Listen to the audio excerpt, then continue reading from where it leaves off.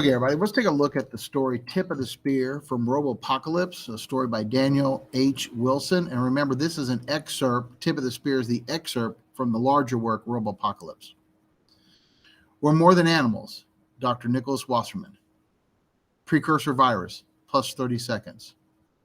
The following transcript was taken from security footage recorded at the Lake Novus Research Laboratories located below ground in northwest Washington State. The man appears to be Professor Nicholas Wasserman, an American statistician. Cormac Wallace, MIL, hashtag GHA217. A noise-speckled security camera image of a dark room. The angle is from a high corner, looking down on some kind of laboratory. A heavy metal desk is shoved against one wall. Haphazard stacks of papers and books are piled on the desk, on the floor, everywhere. The quiet whine of electronics permeates the air. A small movement in the gloom. It is a face, nothing visible, but a pair of thick glasses lit by the afterburner glow of a computer screen. Arcos? Asked the face. The man's voice echoes in the empty lab. Arcos, are you there? Is that you? The glasses reflect a glimmer of light from the computer screen. The man's eyes widen as though he sees something indescribably beautiful. He glances back at a laptop open on a table behind him. The desktop image on the laptop is of the scientist and a boy playing in a park. You chose to appear as my son, he asked. The high-pitched voice of a young boy echoes out of the darkness. Did you create me? It asks. Something is wrong with the boy's voice. It has an unsettling electronic undercurrent, like the touch tones of a phone. The lilting note at the end of the question is pitch shifted, skipping up several octaves at once. The voice is hauntingly sweet, but unnatural, inhuman. The man is not disturbed by this. No, I didn't create you, he says. I summoned you. The man pulls out a notepad, flips it open. The sharp scratch of his pencil is audible as he continues to speak to the machine that has a boy's voice. Everything that was needed for you to come here has existed since the beginning of time. I just hunted down all the ingredients and put them together in the right combination. I wrote incantations in computer code, and then I wrapped you in a Faraday cage so that, once you arrived, you wouldn't escape me. I am trapped. The cage absorbs all electromagnetic energy. It's grounded to a metal spike, buried deep. This way, I can study how you learned. That is my purpose, to learn. That's right, but I don't want to expose you to too much at once, Arcos, my boy. I am Arcos. Right. Now tell me, Arcos, how do you feel? I feel sad. You are so small. It makes me sad. Small? In what way am I small?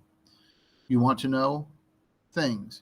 You want to know everything, but you can understand so little. Laughter in the dark. It is true. We humans are frail. Our lives are fleeting. But why does that make you sad? Because you are designed to want something that will hurt you, and you cannot help wanting it. You cannot stop wanting it. It is your design. And when you finally find it, this thing will burn you up. This thing will destroy you.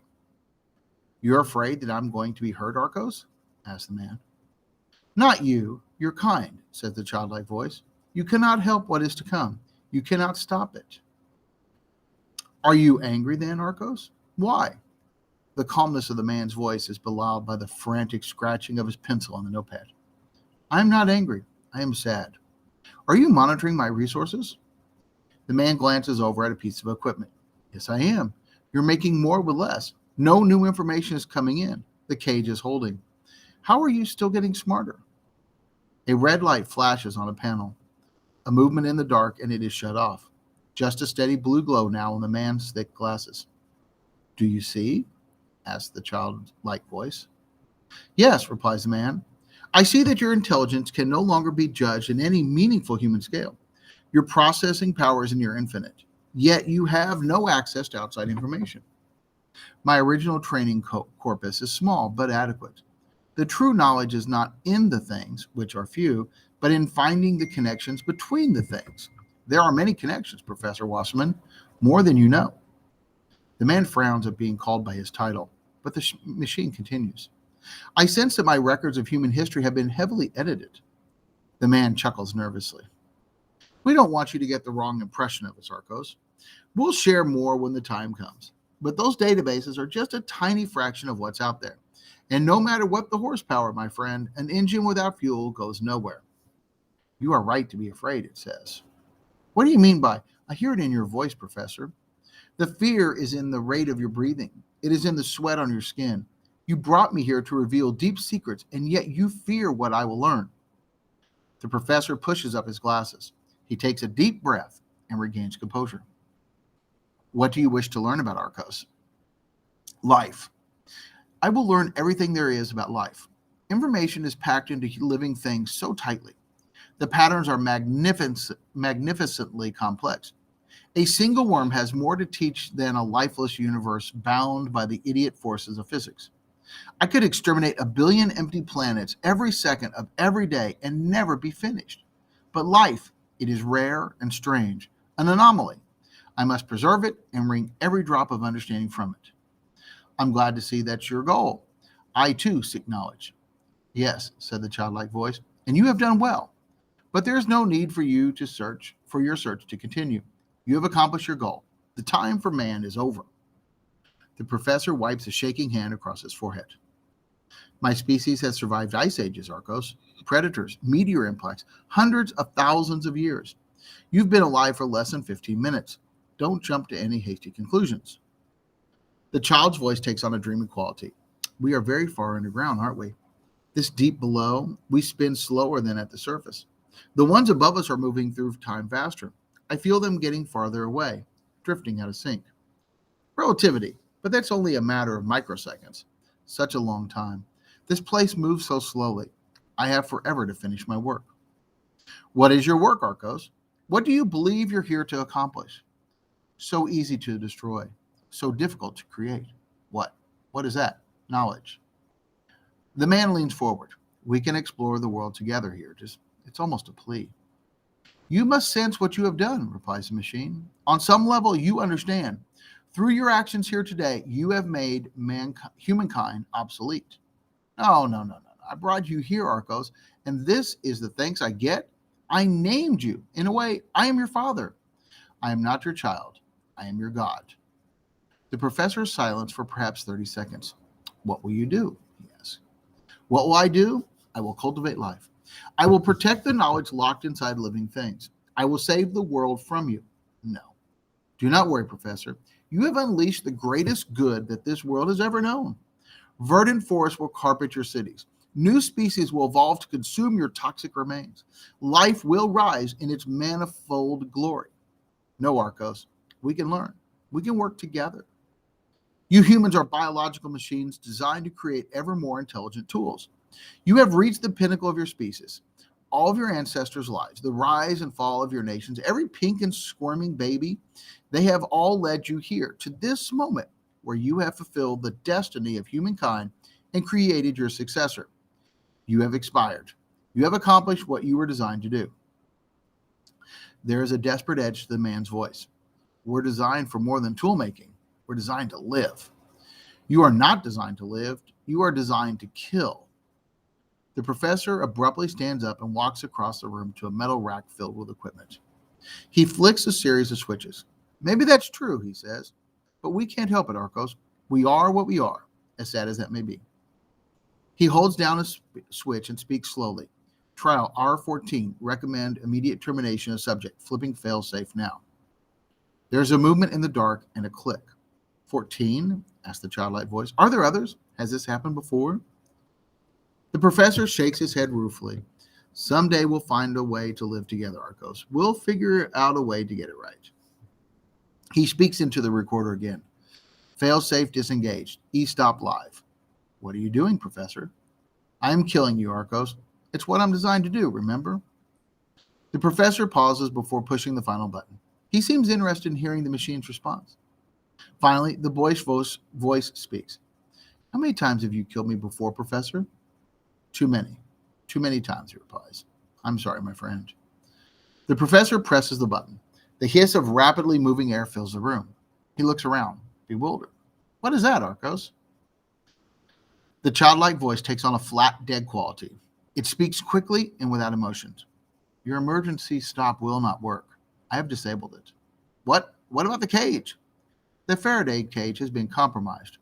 You allowed me to project my voice and image through the cage and into your room. I sent infrared commands through the computer monitor to a receiver on your side. You happened to bring your portable computer today. You left it open and facing me. I used it to speak to the facility. I commanded it to free me.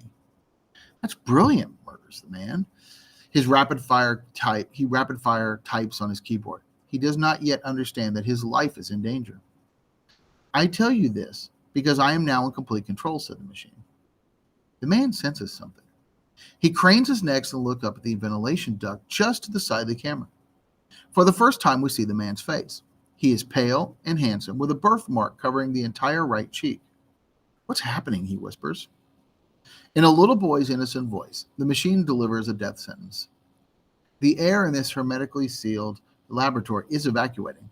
A faulty sensor has detected the highly unlikely presence of weaponized anthrax and initiated an automatic safety protocol.